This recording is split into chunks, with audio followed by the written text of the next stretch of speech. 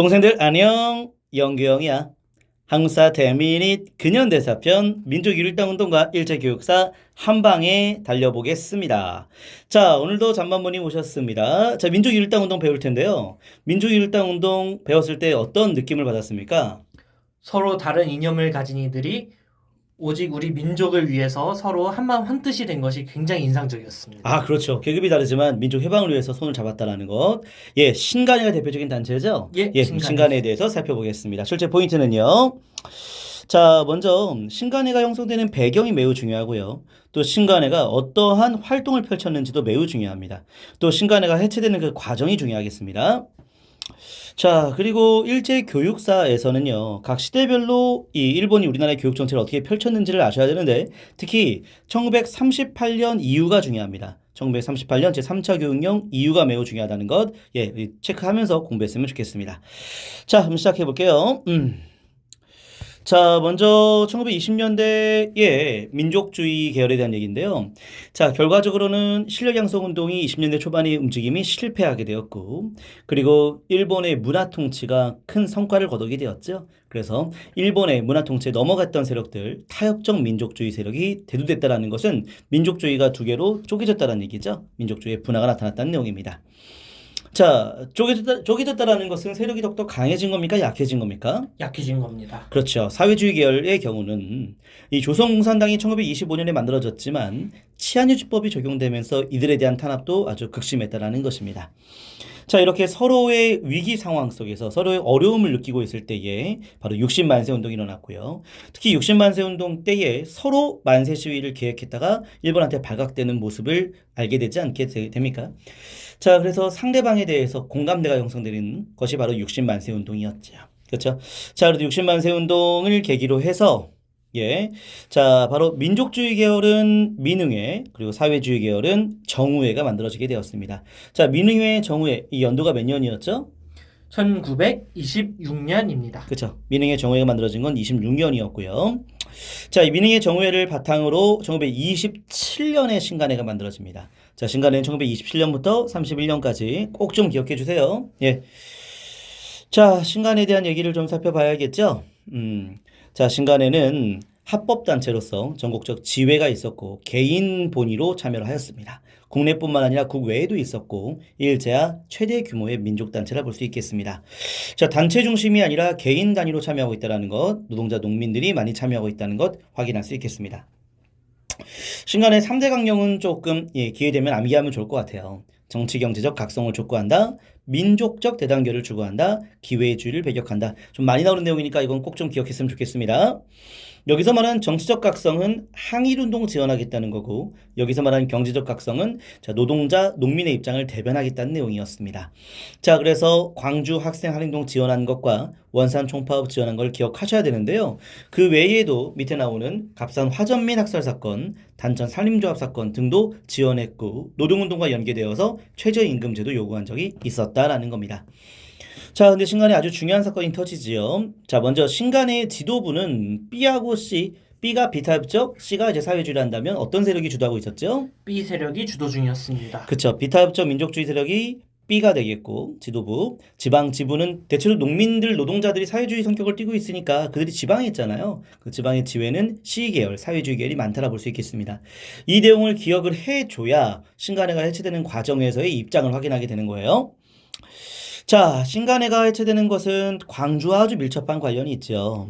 예, 광주 학생 항일운동이 일어났을 때 진상규명을 위한 바로 먼저 진상규명을 위한 진상조사단을 먼저 파견했고 그 이후에 민중대회라는 것을 개최했고자 하였습니다. 근데 이게 이제 그 민중대회를 하려고 하는 것에 대한 정보가 세계되게 됩니다. 그래서 일본이 이걸 알게 되었고 이걸 주도했던 세력들을 탄압하게 되는 거죠. 바로 집행부 세력들을 대거 탄압했다는 건데 그 집행부가 B였어요? C였어요?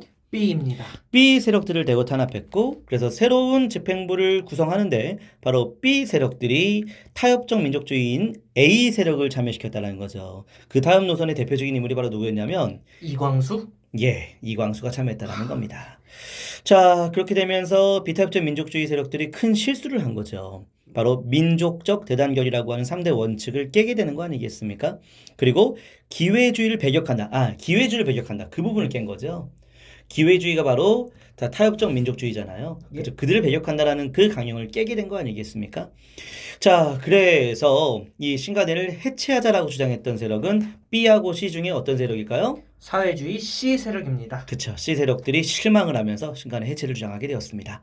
반면 비타협적 민족주의 B 세력들은 신간에 그래도 유지하는 게 필요하다고 얘기했던 안재홍 같은 인물이 있었습니다. 자, 특히 사회주의 계열이 신간에 깨자라고 주장했던 그 근거 중에 하나는 국제공산당 조직의 입장 변화가 있었어요. 그 국제공산당 조직을 뭐라고 하죠? 코민테른입니다. 예, 그 코민테른이 자, 민족 협동 전선을 계속 지지했지만 1930년대 초반이 되면 20년대 후반의 경제 공황 이후의 상황이기 때문에 자, 이 한가하게 여유롭게 민족 율당 운동, 민족 협동 전선 할 여유가 없다라고 보는 겁니다. 그래서 적색 노조론, 계급 투쟁의 성격이 강화되고 있다라는 것이죠. 자, 계급 투쟁 성격이 강화되니까 여유롭게 민족 율당 운동 할 수 없다고 판단. 그래서 코민테른의 적색 노조론이 영향을 미치면서 사회주의 계열은 신간의 해체를 주장하는 근거가 되었다라고 보시면 되겠습니다. 자, 그리고 국외에도 자, 특히 신간회가 형성되는 데 있어서 영향을 미쳤던 민족율당 운동이 있었다라는 건데요. 이 도산 안창호 선생님 정말 훌륭하신 분이잖아요. 너무 그쵸? 훌륭하시죠. 예.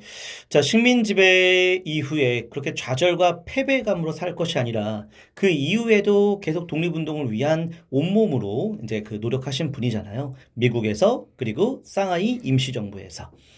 허나 상하이 임시정부에서 분열하는 모습들을 보면서 굉장히 마음이 아팠겠습니다. 그때 한국독립유일당 북경 촉성회를 만들어서 민족유일당 운동의 정신을 높였다라고 볼 수가 있겠고요.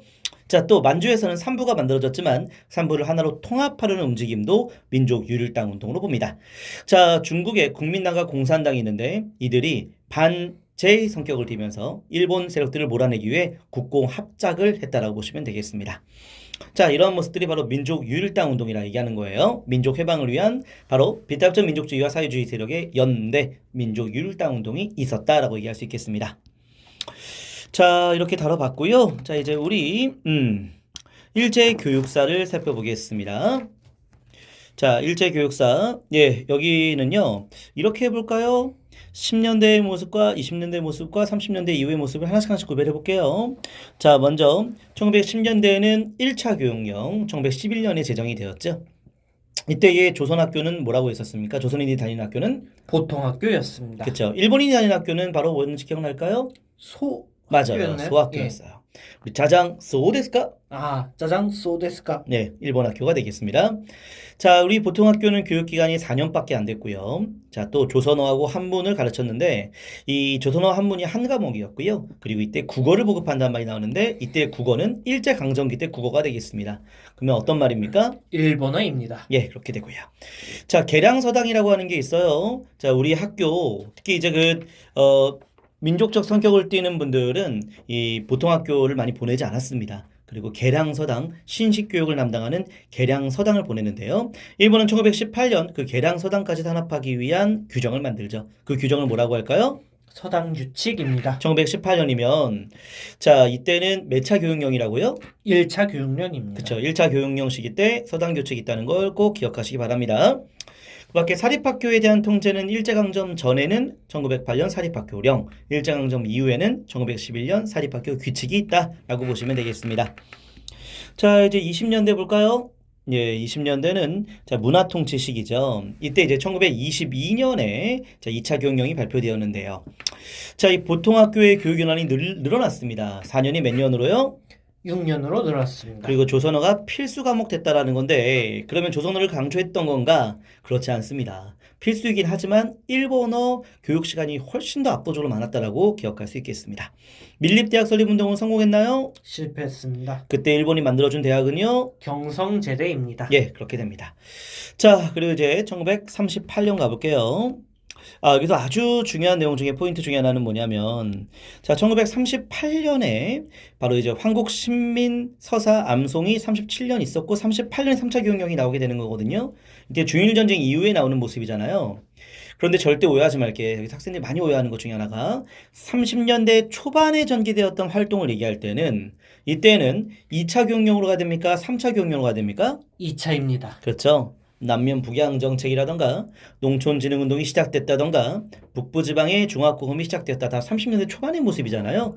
그리고 30년 초반의 모습은 반드시 2차 교육령의 상황으로 이해하셔야 한다는 것 잊지 마시기 바랍니다.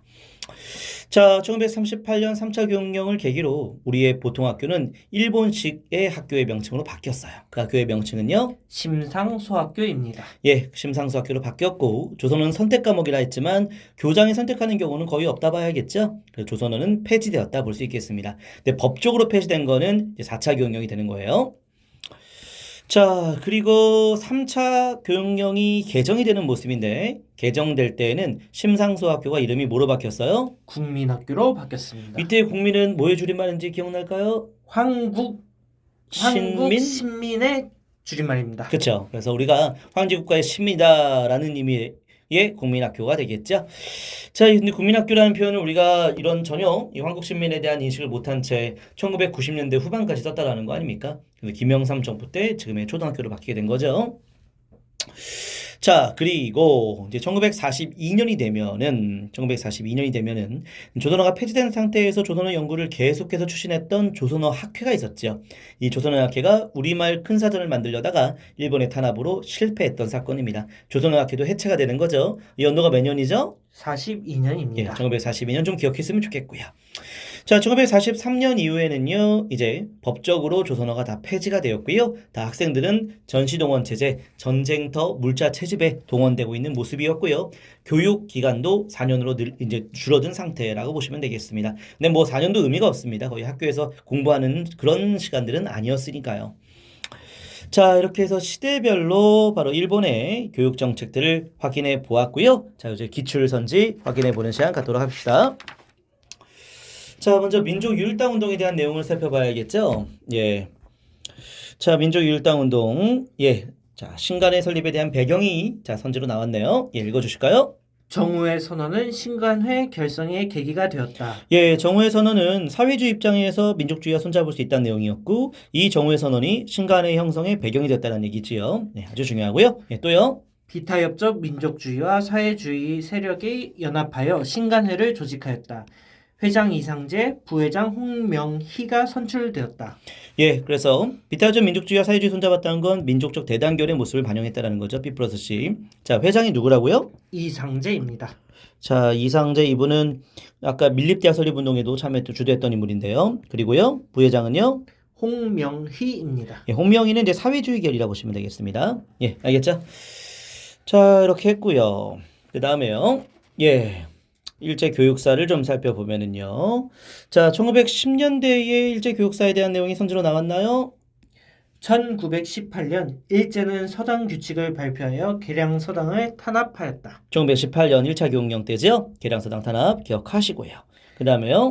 일제는 1930년대에 제3차 조선교육령을 반포하여 보통학교를 심상소학교로 바꾸었다. 보통학교와 심상소학교로 바뀌었다는 걸 기억하자는 내용이네요. 1938년 되겠습니다.